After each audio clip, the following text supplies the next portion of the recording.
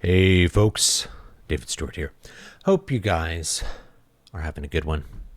Good day, good week. I watched Scott Adams die.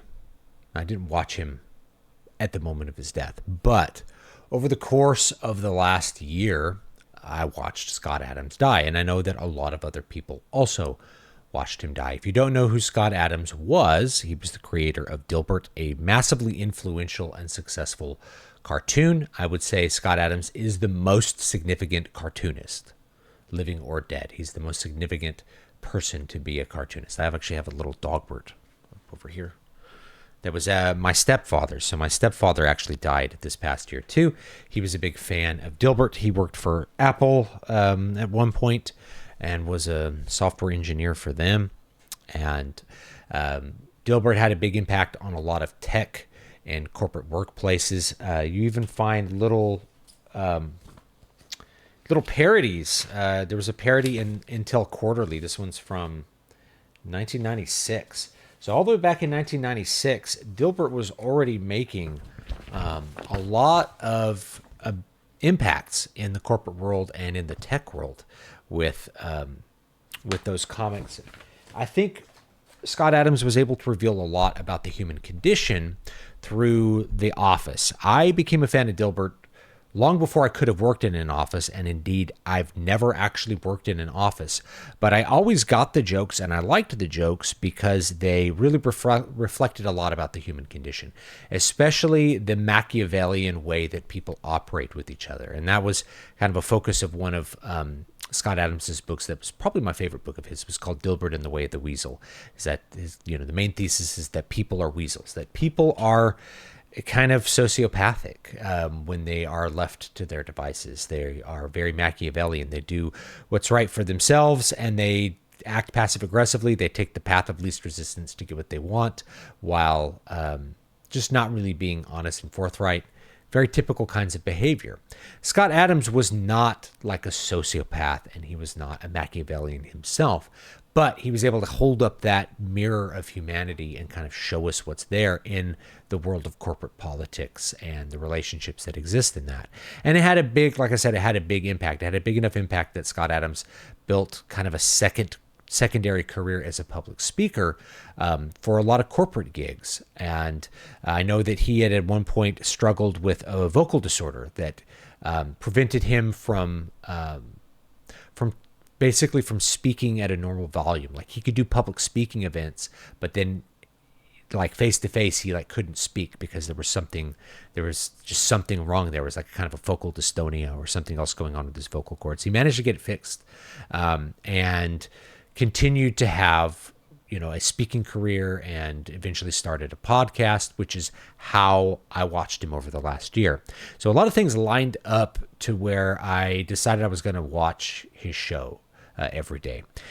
Even before the cancer diagnosis, I was watching his show in the morning here and there, just because I like his takes. He says things that maybe I don't always agree with, but that's what's kind of cool is you have somebody's perspective that's different from yours, and he's usually presenting it in a pretty like non-confrontational way. So it's pretty easy to like take that in and consider it without feeling like threatened by somebody who has a different point of view from you, or feeling like you're being assaulted for not having the same point of view, things like that. So I've always been a big fan of Scott, going way back. I was inspired by one of his books called Stick to Drawing Comics, Monkey Brain, which is mostly stuff derived off of his old blog that got assembled into a book form. But it made me realize that you don't have to just be the thing that you are. Scott wasn't the thing that he was, right? He worked for like, I think Pacific Bell, or maybe it was Bell Labs or something. And he didn't stay as an office worker. He became a cartoonist, became a writer, a humor writer. He became a political commentator. He became all these things. But before he was a political commentator, he was writing all that stuff on his blog. And there was a big message about, you can just do things. You can just do different things if you want. So it really inspired me to be like, no, I can be an author. Like I can write books, I've written books. You can find them on Amazon. I don't just have to be a musician. I don't just have to be this guy who plays guitar or teaches music. I can be more than that. I can be something different. I can just choose to learn a new career, and I chose to do that. Really, almost 15 years ago is when I first got inspired to do that, and it took me a while to kind of be like, I'm going to be serious about this. Wrote a lot of bad things to get the suck out, but eventually, yeah, I was able to successfully be an author and sell books and have readers, and that was really cool. So the reason that I decided I was going to watch Scott Adams die was that it just coincidentally lined up with me wanting to shift the direction and focus of what I was doing creatively. So I had planned this, even though I didn't come out with the video saying I was taking a step back from publishing. I had actually planned it for quite some time. That's why the music channel linked down below, the David V. Stewart Zool music channel. It's why I started that, a non-talking channel, a channel that's just music, as a way to start to transition away from publishing, because I saw a lot of things happening in publishing, and I had experienced a lot of trends, and I had come to have a lot of illusions dispelled about self-publishing, in particular over my entire career in the book industry. I'd had a lot of those things happen to where I'm like, I really just need to have a hiatus from doing this. There's a lot of things I don't like about the industry, and I didn't like about the business of how it was being done and how you would have to do it in the future. A lot of people focused on the AI thing. The AI was really just like the straw that broke the camel's back. There was all of the problems that existed before AI were bigger. It's just AI accelerated all of them. So the big problem of slop, that is really low quality writing that just sort of overwhelms the system and overwhelms everything, right? There's so much published that playing the Amazon game really started to become impossible like in 2018. Maybe even before that, but it started to become really impossible. And then it just accelerated big time with people trying to pass off AI books as their own writing, which is the main focus of AI book writing. Not to get too deep into that because I made a whole video on that, but it lined up with that. I had crowdfunded King Leper, and I was working on the files and getting the books printed and shipped out. And I was like, what am I going to do next? And I had been working on this improvisational music kind of as a response to the computerization, the AIization of everything. It's like, we got to go back to jazz. We have to do more live work. And so I'd been cultivating and working on those skills so that I could manage as a solo artist doing a lot of complex layered improvisation, which is what you'll find on my music channel. And I was like, no, music is what I want to do. But I got really inspired to rethink guitar as well, to rethink classical guitar, because my focus, post bachelor's has been classical guitar in particular. And I focused on classical guitar. I have a whole video on like why I stopped playing classical guitar that I don't need to get into, but like classical guitar was a way that I could play music by myself. I didn't have to rely on anybody else, and I could go play gigs and make money with it. And I didn't have to rely on anybody else. I could just be me by myself, and I didn't have to split the money with anyone, and I didn't have to rely on anyone. Yes, it's a lot of pressure to play completely solo. There's no one to catch you when you fall, but it was really hard to find people that were reliable that I could collaborate with. It's always been a problem. Maybe it's a problem with me and my personality. I don't know, but I gather it's a problem with most musicians, and they just aren't serious, or it's just hard to find people that are good. I don't know. Topic maybe for another day. The point is that I was like, I want to rethink classical guitar. And mainly I wanted to rethink the form of the classical guitar. The form of the classical guitar has been a Spanish guitar for a long time. And I don't know why the classical guitar world kind of landed on, this is what a classical guitar should look like and sound like. And they arrived at a Spanish guitar made by Torres, and that's the model for how classical guitar should look and sound. And you just get kind of hemmed in and trapped by this one tone and this one approach and this one form of the guitar with a lot of downsides to it. So I wanted to write pieces on an archtop guitar. So I took the proceeds that I made from King Leper and I bought an archtop guitar. I don't have it in the room right now. It's the red one. Maybe you've seen it. Made by Godin in Canada. I have a Godin classical electric classical. It's a beautiful, wonderful guitar. I feel really confident buying this. It's been an amazing jazz guitar to play on, and I put flat one strings on it, and it's just been really great to compose new music on. So while that's happening, I'm like, cool, I can just listen to Scott talk while I do technique, because my technique really needs to improve.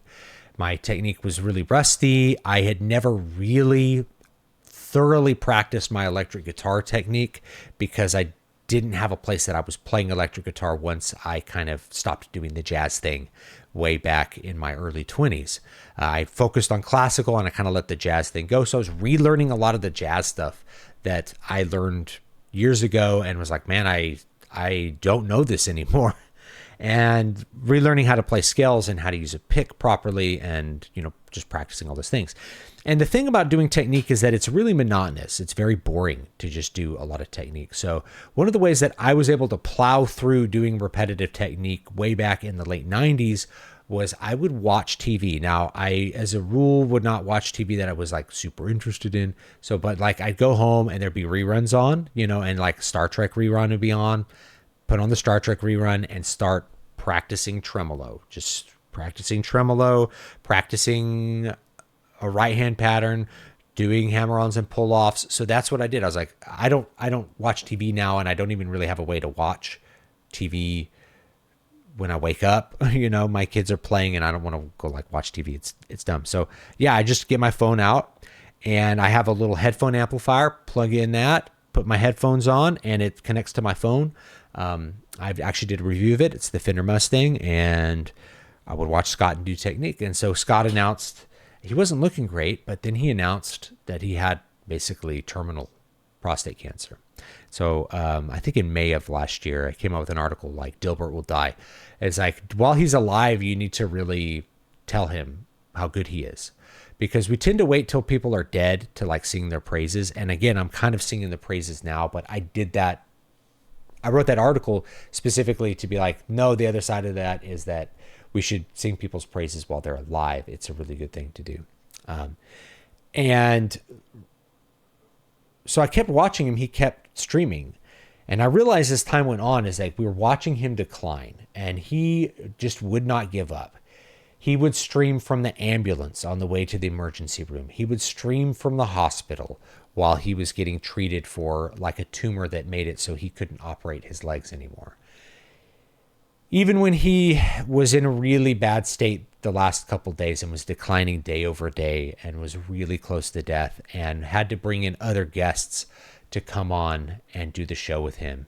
There was a day where he had like Greg Gutfield on and Dr. Drew and, even just longtime listeners, he'd have him come on and talk because he just didn't have the ability to carry that show to just talk about the news for an entire hour, and was really,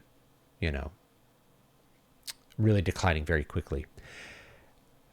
I realized that it was a gift, and I kind of realized this when I started that journey, that I was like, I wanted to watch as much as he's going to show us, because he's not going to show us anymore after a while. You get what you can while you can get it. But you also are rarely afforded the opportunity to fully watch somebody's decline when they are seriously ill. This is because when people get sick, they tend to be away from us unless they're close to us, unless they're living with us. I have my next door neighbor is on hospice care right now for like COPD. And I haven't seen him since he got back from the hospital. And it's been a couple weeks, because when people are in that state, when they're really ill, they're away, they're in their bed, they're isolated. And Scott did the opposite, is he gave people an opportunity to see everything that was going on with his body and see everything that he had to give to them. And that was actually a gift that I think he gave to people, was the opportunity to be present. I'm trying to remember what he called it in the Reframe Your Brain book, but like be present for his transition, right? Like to give his fans the honor of being present for his death. I can't think of anyone else ever who's done that. Most people, when they get seriously ill, they disappear and then we hear about them dying. Scott was with the fans all the way to the end. that is really impressive and kind of crazy to think about. But there's lots of benefits to that. So besides the obvious thing of like, we get to fully experience that layer of humanity that's often hidden from us. When people are really sick, that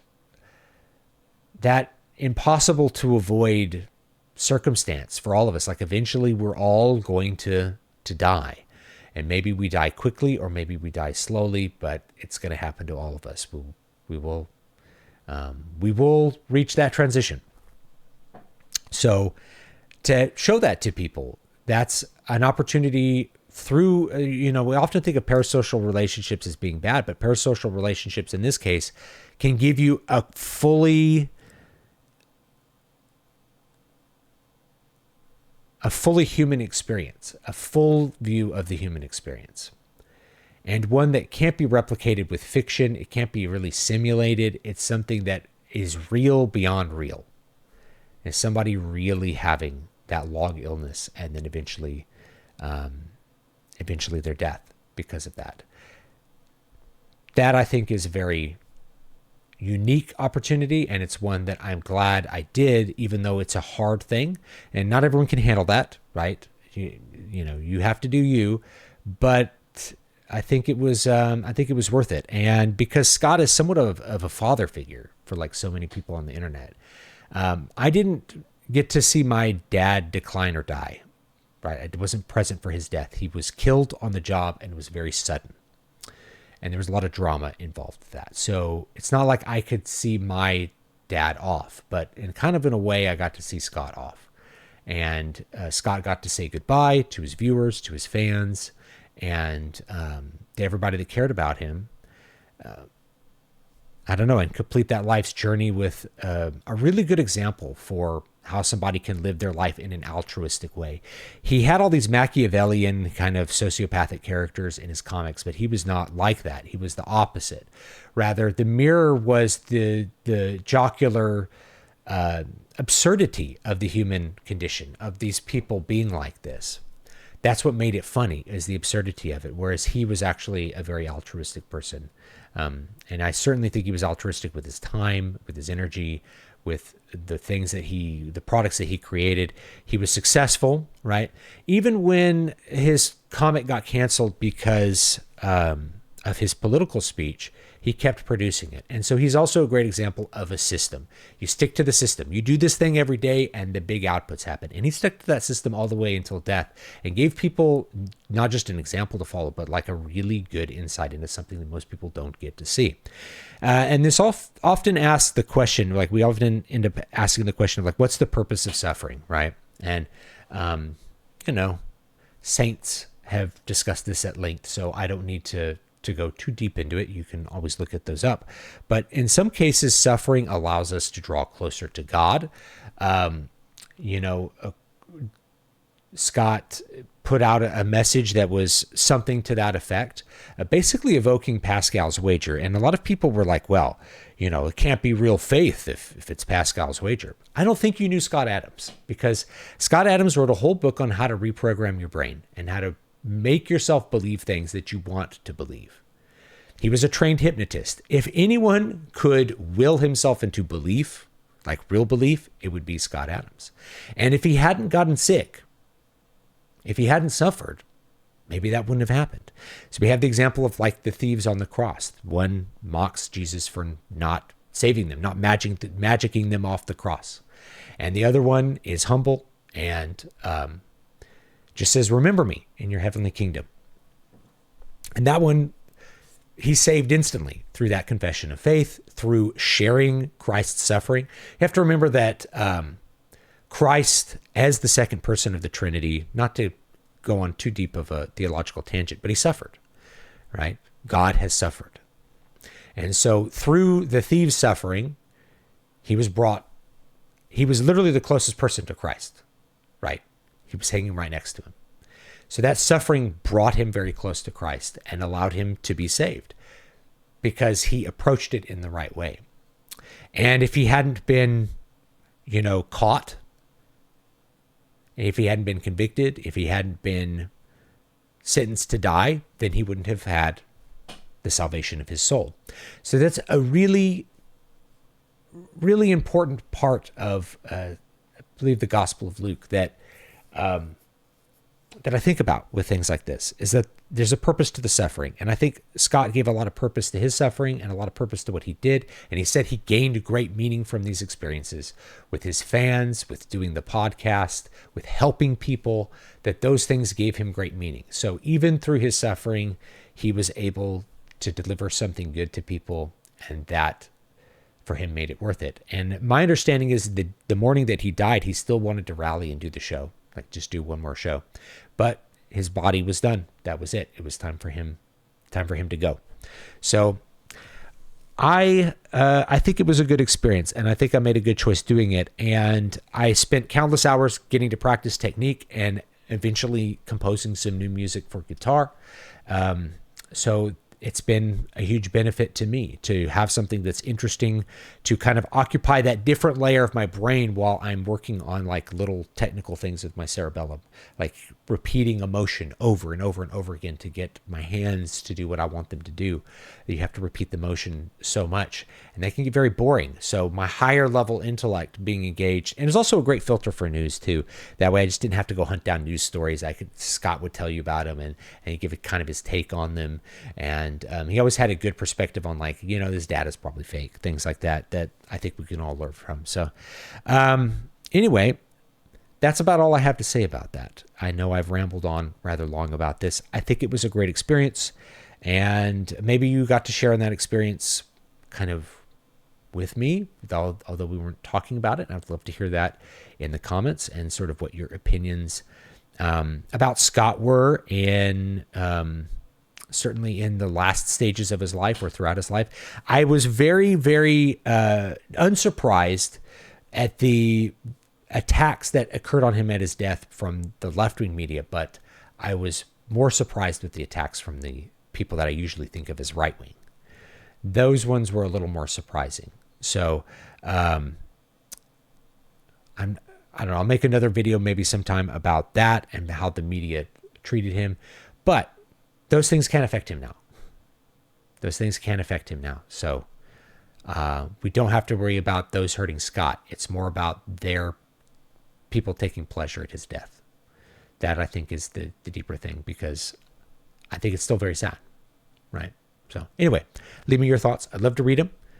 And I'll check you all next time. I will have new music coming eventually. Do subscribe to the music channel, because I do have improvisations I put out still pretty regularly, as often as I can get them. Things have been very disrupted lately from other things in my personal life, which I don't need to go too deep into. Like I said, I have some sick neighbors and some family friends of ours. They have a child who got very sick and will be ill for a while.